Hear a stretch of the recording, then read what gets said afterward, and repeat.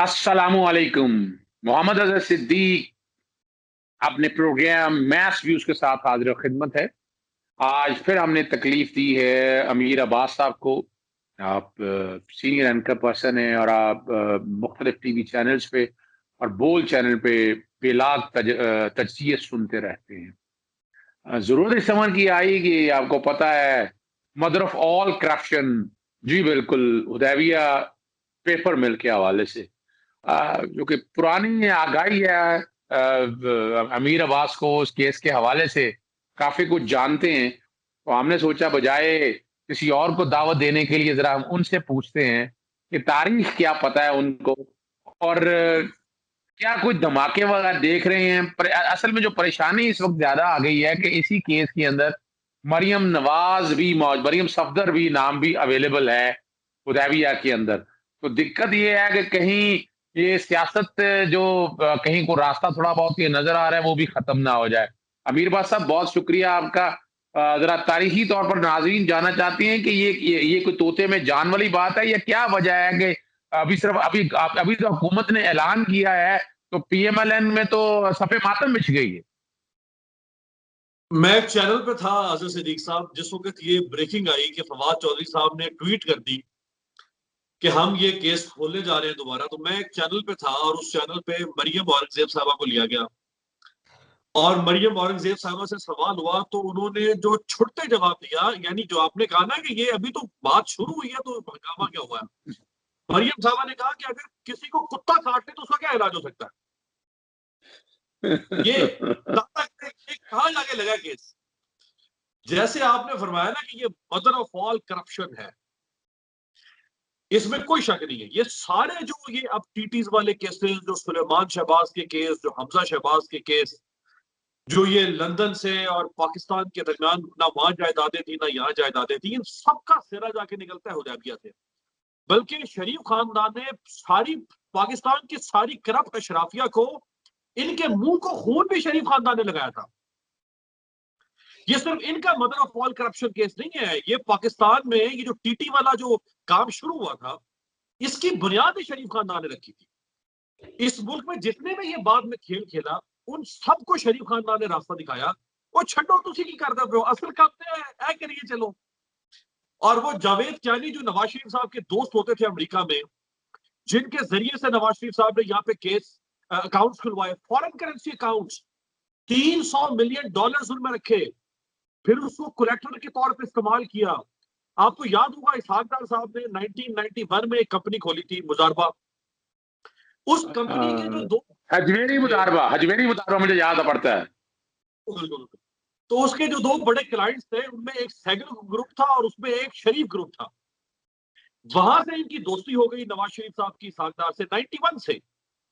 और फिर इसहाक डार जो है वो शहबाज शरीफ के भी करीब हो गए जब ये चैम्बर ऑफ कॉमर्स लाहौर के सदर बन गए।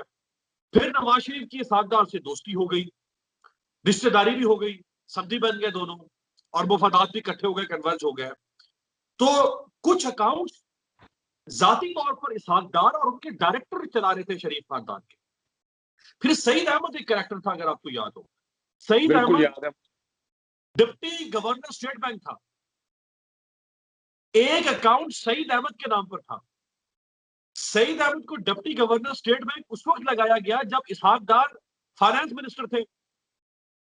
तो बाबा ये हमारे मुंह पे क्या उल्लू का पट्टा लिखा हुआ है? हमें नहीं पता कि ये आप लोग क्या वारदातें कर रहे थे, अंदर बैठ के सारा कुछ कर रहे थे। फिर जो इनका 164 का बयान, अच्छा उससे पहले एक और बड़ी देखे ना दिलचस्प बात के, लोग समझते हैं कि शायद ये केस जो है ये इमरान खान ने या परवेज मुशर्रफ ने बनाया।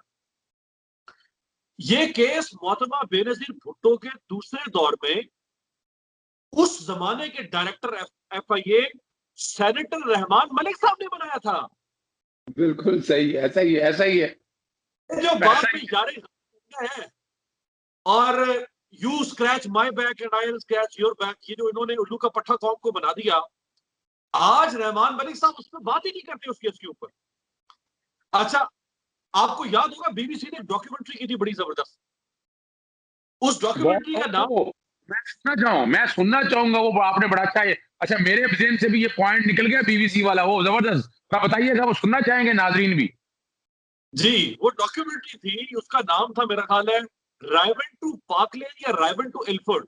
इल्फर्ड स्ट्रीट बड़ी बिल्कुल। मशहूर लंदन की स्ट्रीट है, पाकिस्तानी कम्युनिटी वहां बहुत ज्यादा है। इल्फर्ड स्ट्रीट के सामने एक बहुत बड़ा ऊंचा प्लाजा है, बहुत बड़ा टॉवर है। कहा जाता है कि ये भी शायद शरीफ खानदान का की प्रॉपर्टी है।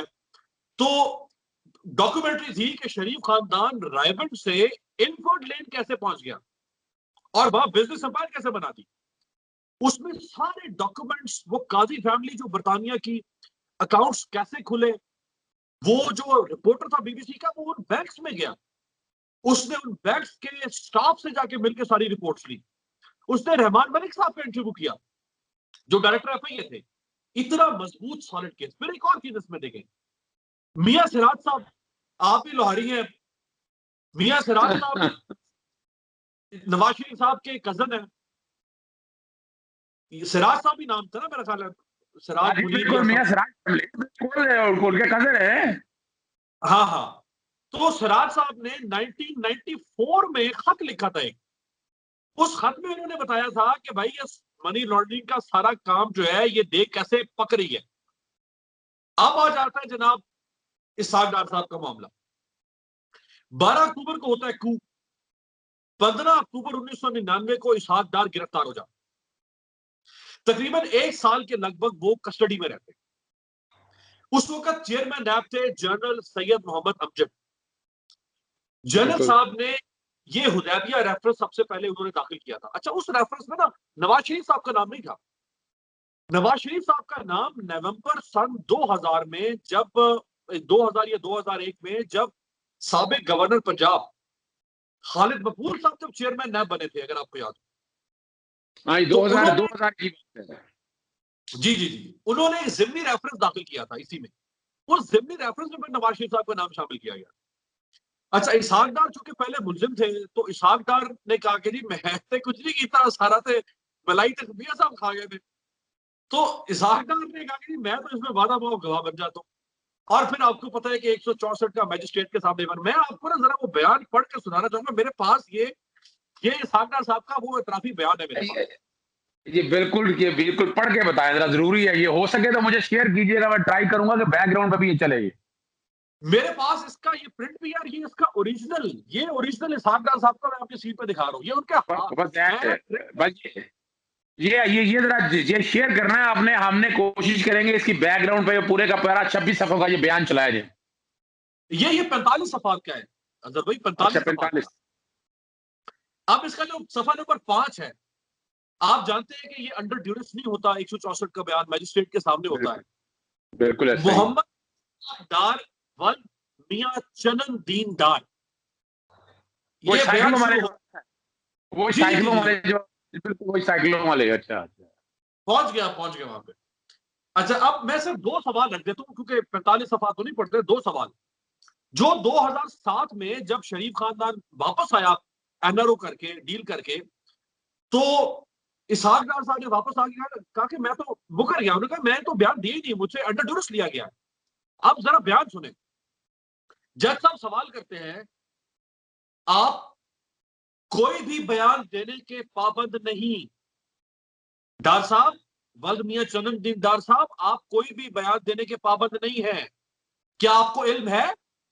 यानी बकाये में होशो हवास, ये कोई कनपट्टी पर रख के नहीं बयान हुआ था। उस पर इसहाक डार साहब जवाब देते हैं, जी हां, मुझे इल्म है कि मैं कोई बयान देने का पाबंद नहीं हूं। इसका मतलब है मैं विलफुली दे रहा हूं, विलिंगली दे रहा हूं, रजामंदी से दे रहा हूं, मुझे किसी ने नहीं कहा कि बयान दो। अगला सवाल, क्या आपके इल्म में है कि यह बयान आपके खिलाफ बतौर शहादत सबूत भी इस्तेमाल किया जा सकता है? उसके जवाब में वो फरमाते हैं, जी हाँ, मुझे इल्म है कि यह बयान मेरे खिलाफ बतौर सबूत शवाहिद इस्तेमाल हो सकता है। तो बाबा यही तो हुआ था, इसीलिए तो लिया था आपसे ये बयान, बादम आप गवाह, तभी तो आप बने थे कि ये अप्रूवर बाद और में जाके। बने थे, अप्रूवर और अकम्पलिश इसीलिए तो बने थे आप।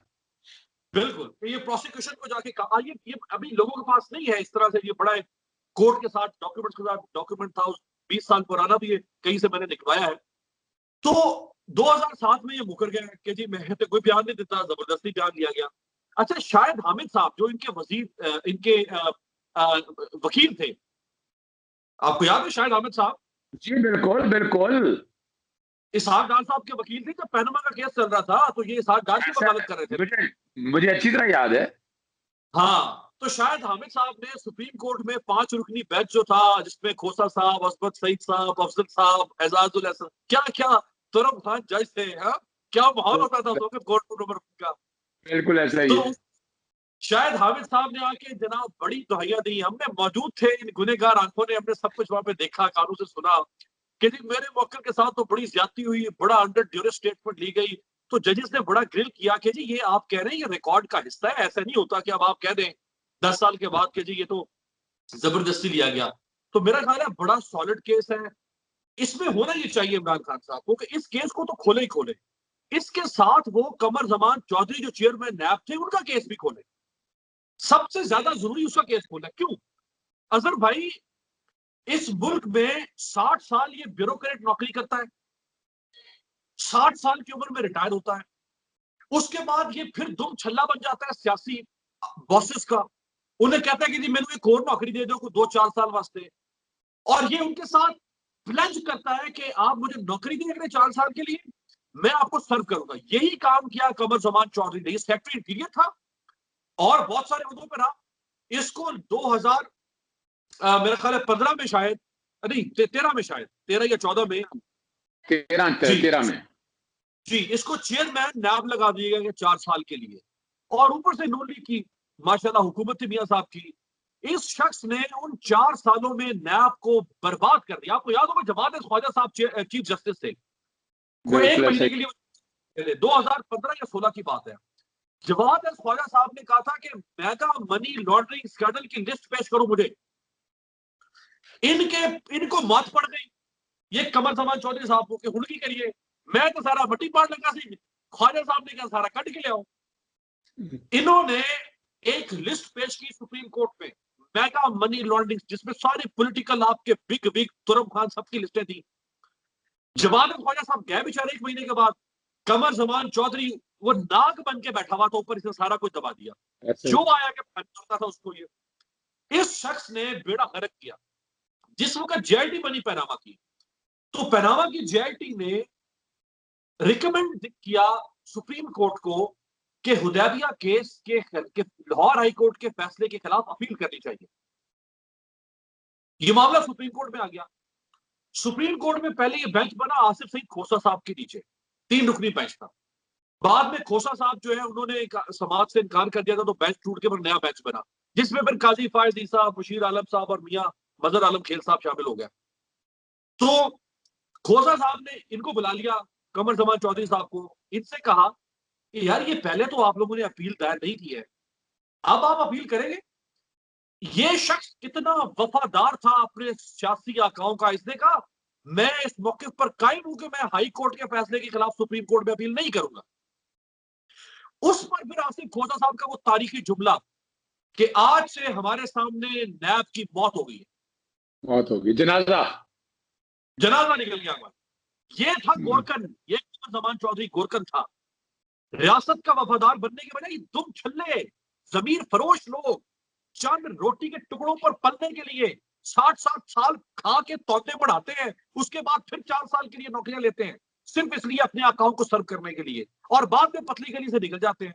इमरान खान साहब को चाहिए ऐसे लोगों को ला के सरेआम नंगा करें, नेम एंड शेम करें, ताकि आइंदा हर चेयरमैन नैब, हर डीजीएफआईए, हर आईजी पुलिस, हर एससीसीपी के चेयरमैन के कान खड़े हो जाएं कि हमने कोई रंगबाजी हेरा फेरी नहीं करनी है रियासत के साथ, हमने रियासत से वफादारी दिखानी है। उस वक्त एजाजुल हसन साहब बेंच पे थे, मैं उस समात में मौजूद था। एजाजुल हसन साहब ने जब इन्होंने कहा ना कि मैंने केस की अपील नहीं करनी, तो एजाजुल हसन साहब ने कहा कि वैसे तो 400 रुपए का भी केस अगर हो तो आप भागे भागे अदालतों के पास जाते हैं, और ये तो अरबों रुपए का केस है, तो तुम कहते हो मैंने खोला नहीं तो मतलब बदनीति नजर आ गई ना, बदनीति नजर आ गई ना यहाँ से। अच्छा अमीर अब्बास भाई, यहीं आपने चूंकि बात बड़ी अच्छी छेड़ दी है। अब मैंने अपना ट्वीट भी किया और तजवीज भी किया, मेरा ख्याल है मेरी बात से आप एग्री करेंगे। मैंने 3 सवाल यहाँ रखे हैं, आपने चौथा सवाल मेरे सामने ये डाल दिया चेयरमैन नैब के हवाले से भी, कि इसमें एक जुडिशियल इंक्वायरी कराई जाए कि इकोनॉमिक रिफॉर्म एक्ट क्यों बनाया गया, बदनीति क्या थी, नंबर 1 क्यों बनाया गया बदनीति। तीसरा, इसमें से इस हमाम में से नंगे कौन है, कौन-कौन है इस हमाम में से नहाने वाले हैं, उन सारों का डिटेल। और चौथा उसी में तीसरा जो इश्यू साथ आ रहा है कि उसमें कितना पैसा जो है वो ब्लैक करप्शन का और वो सारे हालात और वाकयात निकाल कर सामने रखे। और चौथा मैं ऐड करने लगा कि चेयरमैन नैब कमरुज़्ज़मान का जो किरदार था इस कॉन्टेक्स्ट में, वो भी इस टीओआर का हिस्सा होना चाहिए। आप इस बात से इत्तेफाक करते हैं या गौर तजवीज़ करते हैं? मैं बिल्कुल आपकी बात से 100 नहीं 110% इत्तेफाक करता हूँ। अक्टूबर 2017 में जावेद इकबाल साहब चेयरमैन नैब बन गए और ये चले गए जावेद कमरुज़्ज़मान चौधरी साहब। अब 2021 में उनकी रिटायरमेंट आने वाली है, 4 साल मुद्दत पूरी हो जाएगी जावेद साहब की। देखते हैं कि वही वापस आते हैं, ये कौन चेयरमैन बनता है। लेकिन आप देखें कि ये कमरुज़्ज़मान चौधरी किस तरह खामोशी से सारी वारदात डाल के केसेस का बेड़ा गर्क करके आसिफ जरदारी को जमानतें दिलवा के केस में बरियत करवा के ओरिजिनल डॉक्यूमेंट्स की जगह पे फोटो कॉपियां लगवा के नैब के अंदर प्रोसिक्यूटर जनरल तैनात। इसी केस में आपको अगर याद हो, शुरू में जब ये मामला है ना कि नैब अपील करे हुदैबिया केस की, तो डिप्टी प्रोसिक्यूटर थे उस वक्त इमरानुल हक, अगर मैं गलत नाम नहीं ले रहा। तो बिल्कुल इमरानुल हक थे जी, इमरानुल हक ने आके सुप्रीम कोर्ट को बताया कि जी इस केस में आप इल्तवा दे दें। ये दूसरे बेंच की बात कर रहा हूं, जो काजी फाजिल साहब वाला बेंच था। इसमें केस में इल्तवा दे दें। उन्होंने कहा भाई इल्तवा क्यों हम दें? तो डिप्टी साहब ने फरमाया, इमरानुल हक साहब ने, कि जी अब ये चूंकि बड़ा हाई प्रोफाइल केस है तो अभी तक प्रोसिक्यूटर जनरल तैनात नहीं है, जब तक वो नहीं आएगा केस ना चला जाए। ओ बाबा, बजाय ये कि तुम्हारा चेयरमैन ये कमरुज़्ज़मान चौधरी फौरी तौर पर चेयर प्रोसिक्यूटर जनरल तैनात करता, वो केस क्या उसको लटकाने के चक्कर में पड़ गया। बिल्कुल तो ऐसा ही है, इनको जब तक इमरान खान साहब नहीं पकड़ेंगे ना, तो ये सुराख बंद नहीं होगा। ये सुराख जो खुले हुए हैं ना, ये सुराख छोटे छोटे सुराख थे, ये अब छेद बन गए हैं, खप्पे बन गए हैं बड़े बड़े। इन खप्पों से गुजरते हैं शहबाज शरीफ, आसिफ जरदारी, फलाना ढिमकाना। तो आप इनको पकड़ेंगे और सुराख बंद नहीं करेंगे ना, तो फिर ये फ्लड गेट नहीं खुले बंद होगा। जब फ्लड गेट खुले रहेंगे ना, तो इन लोगों के खिलाफ मैं बिल्कुल आपकी तजवीज से मुत्तफिक हूं कि इमरान खान साहब इसके खिलाफ, जैसे उन्होंने ब्रॉडशीट पर इंक्वायरी करवाई, बिल्कुल इसी ऐसा तरह ही है। कमरुज़्ज़मान के 4 साल टेन्योर के ऊपर इंक्वायरी करवाए कि जब ये शख्स आया था नैब के पास कितने केसेस थे, कितने रेफरेंस दाखिल हुए, उन रेफरेंस में मुझसे टीओआर ले लें। मैं तो आपका भी शागिर्द हूं अजहर साहब, मुझे तो कुछ सीखा 15 साल। आप सही करवा रहे हैं कि आप टीआर दे देंगे आप। हाँ, कि ये 4 साल में कितने केसेस थे, कितने के रेफरेंस इसने दाखिल किए एहतसाब कोर्ट्स में, कितने केसेस इंक्वायरी से इन्वेस्टिगेशन के फेज में गए, कितने रेफरेंस के फेज में गए, कितने में बरियत हुई, जिनमें बरियत हुई उन केसेस के फैसले निकलवाए। पता चलेगा कि इसका मकरू और ये पूरा नैब का गठजोड़, ये नेक्सस ऑफ इविल कैसे काम कर रहा था। चलें, अरे अमीर अब्बास साहब बहुत शुक्रिया, क्योंकि वक्त का पता ही नहीं चला, लेकिन बहुत जबरदस्त गुफ्तगू रही हुदैबिया के। असल जो कि आप कलाम शायर पर जुबान शायर, क्योंकि आप कई मामला मुझे पता था कि आप मौजूद रहे, वो यानी मैं भी कुछ चीजें मेरे जहन से भी निकल गई थी, आपने याद ताज़ा कर दी। बहुत शुक्रिया आपका, बड़ी क्लैरिटी के साथ चीजें आपने बताई हैं। इसमें एक आध प्रोग्राम और करना है, वो तो गैप के साथ करेंगे, दोबारा आपको तकलीफ देंगे। इजाजत दीजिएगा, अस्सलाम वालेकुम, खुदा हाफिज, पाकिस्तान जिंदाबाद।